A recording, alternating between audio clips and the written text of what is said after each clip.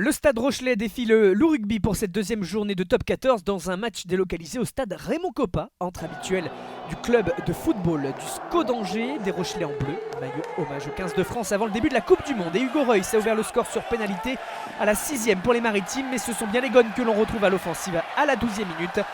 Pagès a ressorti vers Maracou qui a donné aussitôt à Xavier Mignot en bout de ligne dans un tout petit espace. L'ailier est parvenu à s'engouffrer pour le premier essai.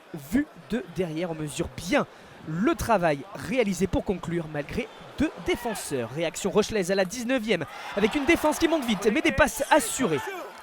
Du rythme, une dynamique, une circulation offensive. Elides qui temporise pour remiser intérieur. Reuss est là. Brice Dulin a suivi et c'est l'essai du Stade Rochelais, une action Cousumin qui termine dans l'embu, une prise d'intervalle qui fait toute la différence grâce au polyvalent trois quarts sud-africain non retenu avec les Bleus pour la Coupe du Monde. Dulin soigne son retour en club. Changement de registre avec cette pénale touche pour La Rochelle. Là, vous capte ce lancer de Pollard.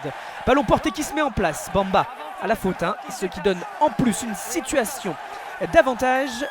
Les Rochelais n'ont pas à en profiter. Billy Pollard est à la conclusion. Gros travail des avants pour terminer ce mouvement collectif. La Rochelle est devant 13-7 puis 15-7 après la transformation.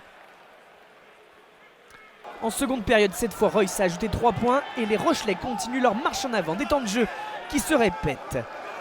Une conservation pour parvenir à avancer et à trouver la brèche grâce à Noël qui peut transmettre à Oscar Gégou.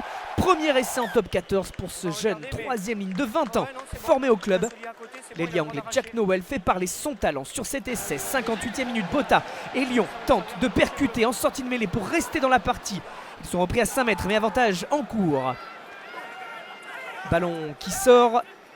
Lambert allonge la passe, déviée par un Rochelais mais bien prise par Mignot. Deuxième doublé en 2 matchs cette saison. Suspense relancé pour les 20 dernières minutes peut-être. Pour autant, La Rochelle va trouver les ressources pour gérer son avance. Cette fin de partie dans le registre du ballon porté. Encore une fois, une avancée collective et c'est un essai de pénalité. Score final de 35-14 donc pour La Rochelle face à Lyon. Première pas tout à fait à domicile mais réussie pour les Maritimes.